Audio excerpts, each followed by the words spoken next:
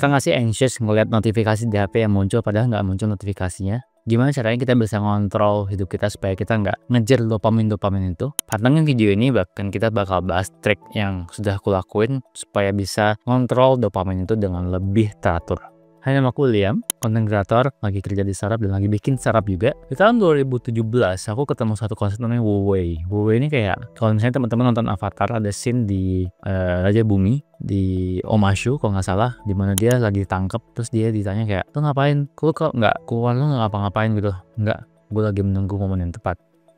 Gitu. Wu Wei itu essentially kayak gitu, kayak melakukan sesuatu tanpa nggak ngelakuin apapun. Jadi action of inaction. Keren ya ngomongnya. Jadi kayak kalau waktu itu nganggapnya aku kayak diem dong dapat hasil gitu. Padahal nggak kayak gitu juga gitu. Tapi Wu Wei ini adalah konsep timur lah yang bisa diangkat, yang bilang kalau kita bisa lebih reaktif ke kejadian hidup dibanding kita harus langsung selalu proaktif gitu. Ini tuh nyambung sama yang aku rasain akhir-akhir ini, dimana produktivitasku tuh turun pas aku anxious banget dengan apa yang terjadi di hidup, terutama kayak handphone, notifikasi, bla bla bla bla bla gitu, yang bikin kita tuh kayak pundaknya berat gitu.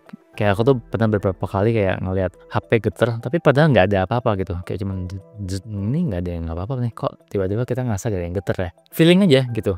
Jadi kita tuh perlu rewire brain kita supaya kita tuh bisa lebih fokus dan lebih deep work gitu. Ada banyak cara buat kita ngilangin dopamin ini, nggak ngilangin lah, tapi lebih mengontrol dopamin ini. Cuman cara yang pengen aku kenalin di sini, Wu Wei ini lumayan menarik gitu, yang mungkin teman-teman bisa suka juga. Jadi kalau penasaran, subscribe dulu channel ini, kita langsung masuk ke dagingnya aja.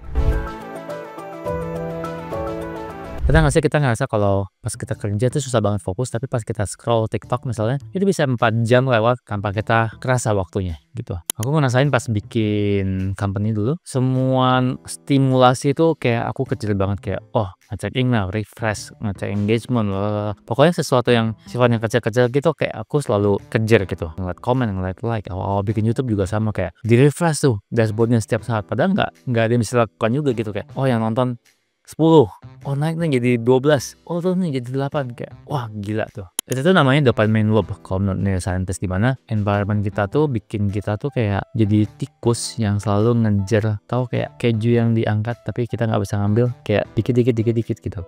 Anak zaman sekarang, milenial, Gen Z dan sebagainya tuh sangat terjebak dengan dopamine loop ini, lingkaran dopamin ini. Contoh misalnya kayak attention span kita tuh turun dari 12 detik ke 8 detik ke nggak tahu sekarang berapa, mesti 3 detik, bisa 2 detik gitu. Cepet banget gitu. Aku ngerasanya ya, ini pengalamanku pribadi. Susah banget fokus buat baca buku sekarang. Lebih gampang buat fokus nonton TikTok. Atau misalnya kayak sudah sangat terlatih, kayak 2 detik, 3 detik awal tuh ngeliat video tuh bagus atau enggak, kayak ini nggak bagus nih, swipe. Lebih terlatih buat nge-swipe dibanding buat baca buku. Padahal dulu nggak kayak gitu. Padahal aku kayak bukan generasi yang dari awal punya HP juga gitu. Bayangin buat mungkin generasi teman-teman kita yang pas dari kecil udah pegang HP, bakal sulit banget untuk ngebayangin gimana caranya mereka keluar dari dopamine loop ini. Makanya video ini tuh menurutku lumayan penting. Ini tuh bukan karena kita nggak bisa fokus gitu, karena tapi sistem kita itu, otak kita itu udah di set buat kita tuh dapetin stimulan dopamin supaya kita nggak bisa fokus gitu. Dopamin tuh kayak kita tuh menemukan kenikmatan kalau kita dapetin hal itu. Contoh misalnya, kalau kita lagi menunggu sebuah notifikasi dari gebetan kita misalnya, terus kita cek mau tuh kayak nggak dapet nih, pas dapet, dapet ya gitu, seneng gitu. Nah, itu dopamin. Sama kayak kalau kita scroll TikTok parah sih menurutku. Aku pribadi di impact di diriku ya, kayak scroll, nih bagus nih gitu, scroll lagi, bagus nih. Jadi kayak cycle dopamin kita tuh sangat cepet, jadi kita bakal lebih susah fokus karena kita dilatih untuk setiap 2-3 detik tuh harus sesuatu yang sangat entertaining. Padahal emang di hidup tuh nggak semua hal entertaining kan, bisa aja biasa-biasa aja gitu. Nah, Wu Wei ini adalah konsep Tiongkok kuno lah kita bilangnya, yang artinya adalah action of inaction, alias nggak ngapa-ngapain. Tapi bukan berarti pasif ya, bener-bener kayak kita tuh diem dan observe aja gitu. Modern Wu Wei itu bisa dibilang kayak meditation lah, kita kayak diem dong dan nggak ngertiin, nunggu momen yang tepat, atau kayak kita bener-bener diem. Sekarang coba cek selama nonton video ini sampai menit ini, berapa kali kamu ngecek HP karena bosen? Kapan kamu bisa baca buku terakhir? tanpa ngecek HP segala macam gitu. Dan gimana sih rasanya hidup kamu kalau kamu bisa fokus tanpa merhatiin distraksi A, B, C, D, E, F, G gitu. Jadi kontrol dopamin itu bukan berarti kamu menjadi orang yang kayak tanaman gitu nggak apa-ngapain, tapi lebih ke kamu tuh bisa ngontrol energi kamu dan kamu bisa achieve what you want in life karena kamu punya energi yang cukup untuk ngelakuinnya. Energi nggak habis buat dopamin lain gitu. Dan konsep gue ini lumayan menarik. Dopamin yang tadi aku sempat bilang adalah zat kimia di otak kita yang bikin kita pengen sesuatu. Anything, kayak scroll HP, dapetin entertainment, ngerjain sesuatu, habis olahraga segala macam gitu. Pas kita dapetin sesuatu itu, otak kita tuh ngeluarin dopamin atau neuroscientist bilangnya kayak hadiah lah gitu. Dopamin ini bukan hal yang jelek, cuman kalau terlalu di overstimulate atau terlalu dirangsang terus, dia bisa bikin ekspektasi otak kita tuh berubah. Contoh misalnya, teman-teman pernah nggak ya kayak abis olahraga workout gitu terus kayak bener-bener enak banget olahraganya, kayak lari atau apa gitu, terus kayak wah badannya tuh kerasa kayak seger gitu. Nah itu tuh mungkin lagi dapet dopamin tuh. Atau misalnya lagi kerjain susah banget, terus akhirnya beres, terus kayak wah ini seneng banget nih hari ini. Itu dopamin tuh. Cuman dopamin nih kalau kita terlalu sering nge-stimulate itu, aktivitas yang biasa aja itu bikin kita bener-bener kayak down. Contoh misalnya, kita nonton nge-scroll sosmed, dapat konten-konten lucu mungkin kayak setiap 1 menit sekali, scroll swipe gitu. Jadi kayak kita ngeliat oh ini bagus gitu. Pas kita dapat entertainment anything yang intensitas dopaminnya tidak 1 kali per menit, itu kita bakal ngerasa cepet bosen, menderita lah gitu. Karena otak kita tuh sudah dilatih buat dapet hal tuh sebanyak-banyaknya gitu. Makanya kita perlu detox buat hal-hal kayak gitu.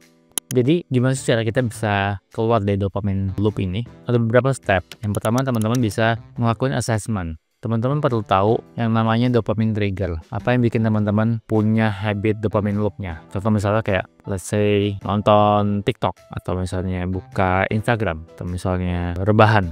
Enggak sih rebahan ya kayak gitu sih. Atau misalnya kayak komen-komen nyampah di second account gitu, yang kayak seneng bikin orang lain sebel gitu. Hal kayak gitu tuh yang sifatnya adiktif itu dicatat di notes, terus di rate 1-10, berdasarkan seberapa sering teman-teman ngelakuin itu. Terus teman-teman juga bisa ngecek respons yang teman-teman lakuin, patternnya kayak gimana sih. Biasanya misalnya kayak oh kalau gue lagi rebahan terus gue nonton TikTok terus nggak ada jam 8 malam, itu pasti gue hanya terlelap sampai jam 3 subuh. Itu pattern teman-teman perlu notice. Yang menarik juga kalau teman-teman pengen coba, kalau teman-teman punya 2 HP, teman-teman coba record gitu, kayak ini mirip kayak kalau kita lagi belajar benang terus kita ngeliat diri kita sendiri benang terus supaya kita tahu oh gerakannya salah loh gitu. Atau kita lagi olahraga terus kayak oh ini harusnya bahunya angkat lagi sebagainya gitu. Ini sama. Jadi kalau misalnya kita lagi dalam proses dopamine loopnya, misalnya kita aware, kita coba record diri sendiri, nanti kita lihat recordingnya, oh gue kayak gini banget ya, kenapa muka gue bisa kayak gini ya gitu. Itu kayak satu hal yang menarik lah yang bisa teman-teman coba. Step 2, kalau traditional detox itu kita benar-benar nggak buka sama sekali, benar-benar kayak stop using sosmed gitu. Teman-teman bisa cek mungkin videoku yang retak meditasi, itu benar-benar 10 hari itu nggak buka sosmed, itu kayak totally stop gitu. Teman-teman bisa mengurangi, kalau aku rekomend mungkin totally stop agak susah, mengurangi. Jadi karena teman-teman udah tahu nih dopamine triggernya apa, kurangi yang intensitasnya terlalu tinggi itu menjadi intensitas yang lebih rendah.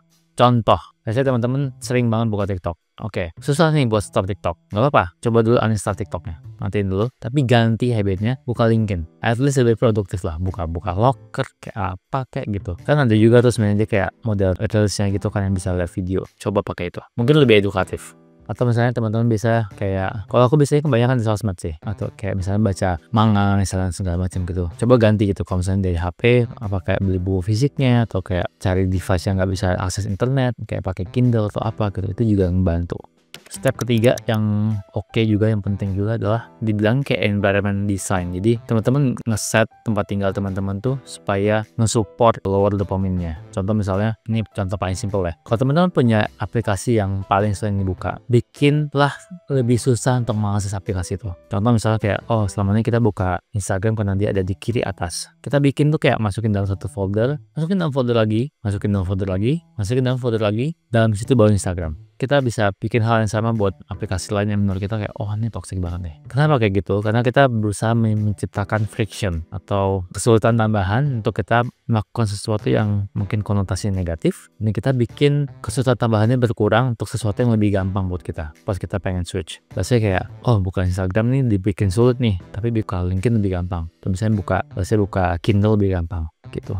Step keempat, ini benar-benar bisa masuk ke konsep Wu Wei-nya, action of inaction. Kebanyakan tuh program detox tuh benar-benar bikin kita harus stop. Sedangkan natural tendency kita tuh kita nggak bisa nge-stop habit, kita cuma bisa nge-replace habitnya. Teman-teman bisa baca Atomic Habits, dia juga bilang hal sama. Kita tuh cuma bisa nge-replace habitnya. Jadi kita perlu dalam beberapa periode tuh benar-benar ngelihat habit yang kita punya. Ini konsep Wu Wei-nya masuk. Jadi kayak kita identifikasi nih, kapan sih energi kita lagi naik, kapan energi kita lagi turun. Terus kita manfaatkan energi baik, energi yang lagi tinggi banget itu untuk hal-hal yang oke. Pas energi kita lagi turun, nggak apa, kita boleh kayak relaxing, kayak main sosmed segala macam, it's okay.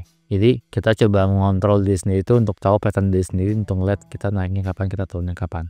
Beberapa trik yang bisa dilakukan adalah nanti namanya social pressure. Jadi kalau kita lagi main sama teman bareng-bareng gitu, kita bikin rules di mana HP harus ditaruh di pinggir meja atau kayak taruh dalam sebuah tote bag dan nggak boleh diakses. Tapi misalnya kita punya activity lain yang perlu kayak misalnya bikin main board game atau apa gitu. Jadi kita punya activity yang lebih mengurangi screen time lah gitu. Kalau pas kerja misalnya teman-teman juga bisa setup, kalau di iPhone tuh kita bisa setup kayak work mode-nya. Jadi kalau di jam-jam tertentu dia bisa shutdown gitu, kayak airplane mode tapi bukan airplane mode. Terus kita bikin auto responder kayak, hey sorry gue lagi kerja ya, lalala gitu. Terus bukan ganti lah, mungkin kayak secara perlahan switch dopamine triggernya dengan sesuatu yang lebih butuh effort. Contoh misalnya olahraga atau sesuatu yang susah, misalnya kayak meditasi setengah jam baru kayak kita ngerasa kayak, oh I accomplish something. Atau misalnya kayak beresin tempat tidur, rapihin gitu, atau kayak beres-beres rumah gitu. Jadi sesuatu yang perlu effort untuk ngerjainnya. Kita perlu gerak supaya kita bisa keluar dari si dopamine loop yang kita udah punya tadi.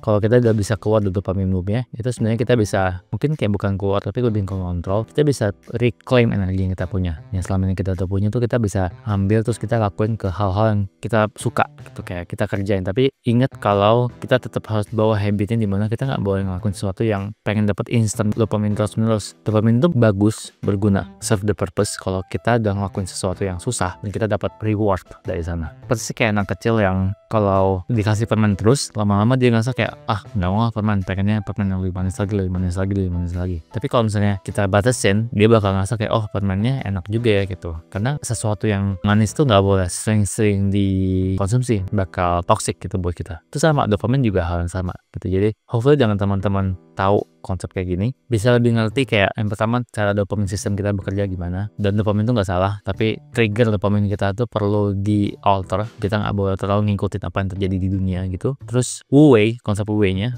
tadi kita bahas secara seperti cuman Wu Wei itu bukan soal kita kayak secara keras menahan dopamin triggernya, tapi kita going with the flow sesuai dengan naturalnya gimana gitu. Jadi biasanya kayak tadi kita bilang habit, kita nggak bisa langsung stop habit, kita ubah habitnya. Jadi konsep Wu Wei itu sangat menarik buatku karena kita justru nggak boleh buat kita kayak langsung force gitu, tapi kita kayak slow aja gitu, kayak kita ngikutin aja, tapi tentu dengan intentional pengen berubah, cuman kita ngikutin natural body kita gimana, natural habit kita gimana, natural pattern kita gimana gitu. Jadi kita tuh bakal dapat impact yang lebih banyak kalau kita tahu cara kita secara natural bekerja gimana.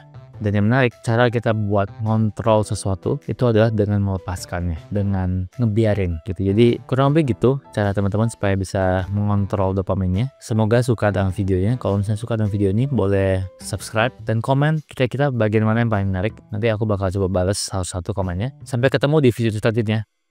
Bye-bye.